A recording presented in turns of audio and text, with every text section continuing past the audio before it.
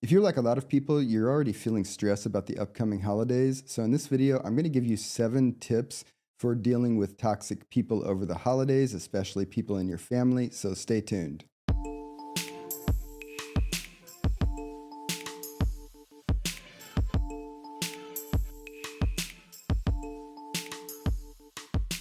Welcome to Wellness with John. I'm John Peters, and these are resources to help you thrive.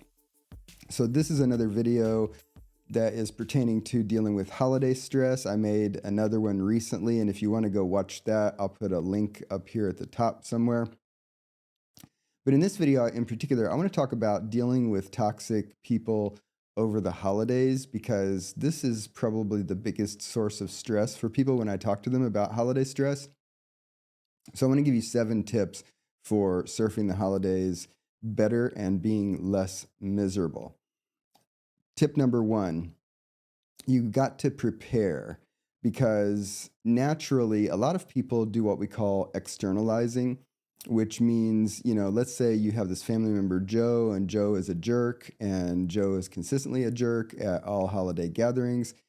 And so when you're thinking about the Joe related stress, naturally you're going to think this would be better if Joe just wasn't a jerk or if Joe didn't show up at the holiday, right? That's logical. But the problem about that is it doesn't really provide you with answers for what are you going to do if you go to the family meeting, family gathering, and Joe is there and Joe is a jerk, right?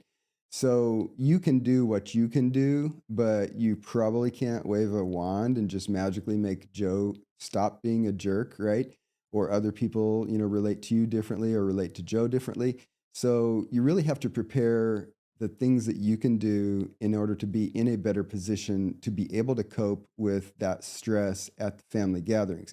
And part of what I mean by this is often when I'm working with people who are expecting stressful times with family members over the holidays, part of what we work on is stress management techniques because you really can change how you relate to stress triggers no matter what they are. They could be family stress, could be job stress, any sort of stress. You really can change how you deal with stress. And there are lots of techniques that are very reliable and powerful to do this. One strategy would be work with a therapist to learn some of those techniques. But if you want to learn some ways for you to start to stress proof your brain and stress proof your stress system for the upcoming holidays, I have a stress reduction mastery course which teaches you those techniques. And I'll put a link down in the description below so you can go check out the information about that because I have noticed when I've worked with people through the holidays, so not just before the holidays, but through the holidays, so I get to see the report of how they coped. My patients cope a lot better when they do stress management techniques leading up to the holidays, right? So it's not just on the day of Christmas that you really need to start thinking about how you are going to handle stress. You need to prepare for that, and you need to start learning techniques and increasing your capacity to cope with stress prior to plopping yourself down in the highly stressful situation, right? Because let's face it, holidays are stressful. The spiritual leader Ram Dass once apparently said, if you start having a sense that you're making progress on your spiritual path, go spend the weekend with your family, right? And it's a little bit of a joke, but it's true. Our family members have the ability to trigger us more than about anybody on the planet, right? So that's tip number 1, prepare. And if you want some guidance for how to do that and work with me through my video course, just check the link in the description. Tip number 2 is avoid alcohol. Alcohol plus stress from toxic family members typically doesn't work out well, right? Very few times, in fact, 0 times, I would say, in talking with people, have I had people say, yeah, that whole thing would have worked out better if we all would have just been more drunk, right? It doesn't work that way. Alcohol negatively impacts the parts of your brain that you actually need to keep on board in order to cope well with stress. And if other people are getting sloshed, maybe a good time to limit your time with them as well. Alcohol doesn't make things better. I'm not poo-pooing drinking and saying everybody ought to be abstinent, but I am saying, and you probably already know this, that more intoxication generally equals poorer coping and poorer behaviors and more stress and more trouble. So that's tip number 2. Okay, so tip number 3 is have realistic expectations. And what I mean by this is that people often have somewhat reasonable, logical expectations about how things ought to go better, given how they've gone in the past at like past holiday gatherings. But you do have to have reasonable expectations in terms of, okay, who's likely to show up at this event? How have they behaved in the past? What do I reasonably expect? Not do I what do I want? Not what should they do, but what do I really expect to go on at these gatherings? Because that's what you're going to be dealing with. You're not going to be dealing with what people should do because people aren't going to do what they should do. People are going to do what they generally have been doing. Maybe they'll improve things, but you have to have reasonable expectations. And part of what I mean by this is when I work with patients about complicated relationships with family members, that part of how to sort your expectations into reasonable versus unreasonable is often differentiating short term versus long term strategies. What I mean by this is let's say you have Thanksgiving coming up, which it is in a few weeks, and you have this complicated relationship with someone who's likely to be at the Thanksgiving gathering. Part of what you need to do is think between now and Thanksgiving, which isn't that far off, what can I do? What should I do? What do I want to try to do to improve that relationship so Thanksgiving goes better? There may be some things you can do that are prudent that will work in the short term to address this specific upcoming Thanksgiving dinner. However, that relationship may be so complicated and have been that way for such a long time that it may be after Thanksgiving that you actually improve the relationship. And so some strategies that you are going to have to employ to continue working on that relationship will extend beyond Thanksgiving. And so those are long-term strategies. So there are short-term strategies. What do I need to do that's prudent now, between now and when I can do them, in order to do what can be done? And what are long-term strategies? And again, having reasonable expectations, because you may not be able to solve all of the complexities and challenges in all of your problematic relationships with all of your family members between now and when you actually have to encounter them on the upcoming holiday gathering. And so sort short versus long-term strategies and have reasonable expectations for yourself and others in terms of what can happen between now and when you have to deal with them in the upcoming holidays, right? Another tip is, and this would be tip number 4, I think, would be limit your time with toxic people. And so you already know who in your family, who you have to encounter over the holidays is most toxic, and you need to limit your time with them. But I'm not necessarily saying that you need to cut them off, because for a lot of people, a radical change like, you're out of my life, I'm just not going to deal with you, that produces a lot more stress. So if we're talking about ways for you to cope well and lower your overall net stress load over the holidays, cutting everybody off isn't going to work to do that. It's going to actually trade one set of stressors for another set of stressors and potentially increase your stress. So you can, in a more measured way, just limit your time with toxic people in order to, not expose yourself to an undue amount of stress. One way to do this is to set boundaries. But again, you have to think carefully. And this is one time that it is good to talk with a therapist if you're confused about boundary setting in general for yourself or with particular people. But setting boundaries is often important for limiting how much toxic people can toxify your life. But it's tricky because I don't want to oversimplify it and say it's just about limiting time or it's about cutting them off, because setting boundaries sometimes has to do with staying in integrity with your truth, like speaking something to someone in a careful way. But again, that doesn't necessarily mean you should be radically open and radically honest, because that's going to blow up in your face. You have to be measured in what you do and say with toxic people so that you don't increase your overall stress load. But I do think limiting your exposure to that is good for some people. Like, for example, I talked with a guy recently where part of his strategy for dealing with a holiday gathering was just choosing to try to be in a different room from where the most toxic person was going to be. So he just steered himself, in space away from the person to have to deal with them less. And the thing went better, right? So he didn't just leave it for chance, whether he might end up in a conversation or right next to that person.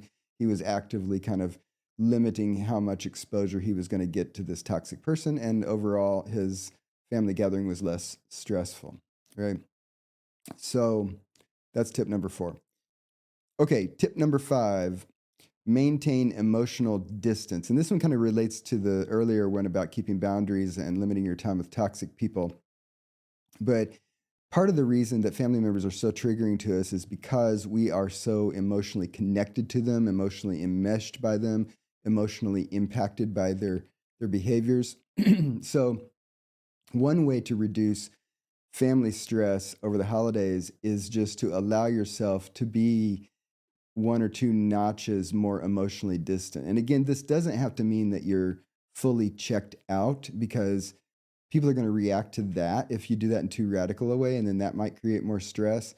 But if you think about like how you might relate to a coworker or an acquaintance or a neighbor in the same situation that you're relating to your family members, you would have a different emotional distance from them, right? And so I know this is more complicated with people you have long-term complicated relationships with, but for a lot of people, this is a maneuver that is doable and it can reduce your stress. And this also relates to the have realistic expectations, because one of the reasons we get too emotionally vulnerable with our interactions with family members, especially over the holidays, is that we have these expectations that things are going to be rosy or pleasant or work out in certain ways. And that opens us up emotionally to a lot of toxic energy, a lot of times that it's going to come in. So if you have realistic expectations, that sometimes can reduce that emotional impact on you. But you can just think about, how can I be just 1 notch slightly emotionally removed from the situation so that I'm viewing it more as like I would a work party rather than a family party? Okay. And that emotional distance sometimes will translate into you being less emotionally impacted when other people do wacky shit. Okay. Just be not fully checked out, but turn the knob 1 or 2 notches toward being a little more emotionally distant, right? You don't have to be Spock or Data from Star Trek, but you should kind of turn the knob in that direction at least one notch, right? Okay, tip number 6, don't compare. One of the ways that people end up miserable around the holidays is that when they're actually interacting with their family and it's a bunch of crap, or when they're imagining how it's going to go or how it has gone in past holiday seasons, they do a comparison. Like, that family over there looks totally rosy and vanilla, and I'm over here dealing with this load of crap with my toxic family members. That type of comparison is going to make you miserable. It's probably not going to add anything constructive. And this is another argument for limiting how much you look at social media, because people on Facebook, for example, all your friends are going to be posting these shiny, happy pictures of them celebrating the holidays. And every single picture you look at like that is going to make you do a comparison in your head where you compare that to what you're experiencing with your family. So you got limit social media in general for that and other reasons, but you have to limit the amount of comparison thinking that you do, comparing all the crap you're dealing with your family over the holidays and what it looks like around you. Because for one thing, those are skewed perceptions, because what people post on Facebook, as you know, is the rosy version, and it scrubs out and filters out all of the crap. Not for everybody. Some people get on Facebook and flame all over the place, but there is this tendency to have that bias of presenting the rosy part and obscuring the problematic parts. And so you're seeing images and stories that naturally are going to be a setup for you to compare that version of reality to what you're actually experiencing. And that comparison is going to make you more miserable. Okay, tip number 7, have a good friend on call, right? So if you have somebody in your life with whom you have a positive relationship with, just try to have them on call in the sense that if you're having stress with your family gatherings over the holidays, and you don't necessarily have to call them up and make them your therapist, right? You don't even have to call them up and unload about all the crap you've experienced at the Thanksgiving dinner you just got out of, right? But if you call your friend in a moment where you're feeling elevated stress from the stress loading that's happening with your encounters with your family, just a 3-minute phone call with a positive person in your life is going to often neutralize a lot of that stress, right? And again, this is going to be true even if you don't talk to your friend about whatever is specifically stressing you in that moment, but just having that more pleasurable tone of interaction in a moment where the ickiness of the toxicity of your family has landed on you and you're having trouble shrugging it off. Talking with a friend is a really good way to kind of clean some of that icky energy off of you and reset back into a state where you're in a better state to cope. If you don't have a friend like that in your life, schedule a therapy session as soon after your holiday gathering as possible, because we therapists kind of function that way for people. And so that's a fine use of a therapist if you want to do that. So hopefully this is helpful for you. And if you like this kind of content, hit the like button. And if you have yet to subscribe to my channel, please subscribe. Thanks for joining me today. I know you have lots of stuff that you can do with your time. And so taking a minute to join me here in this video is something that I'm actually grateful for. And I hope this is helpful for you. Again, if you want to check out some easy to learn, easy to practice techniques, check out the Stress Reduction Mastery course, link in the description. And the good news about that course is it's guaranteed. I've taught it to thousands of people and those things work. So if you take the course and they don't work for you within 2 weeks, just send me a message. I'll just give you your money back. It's 100% guaranteed because I'm confident that they work, because they actually work. Okay. So thanks for joining me today, and I'll see you in an upcoming video.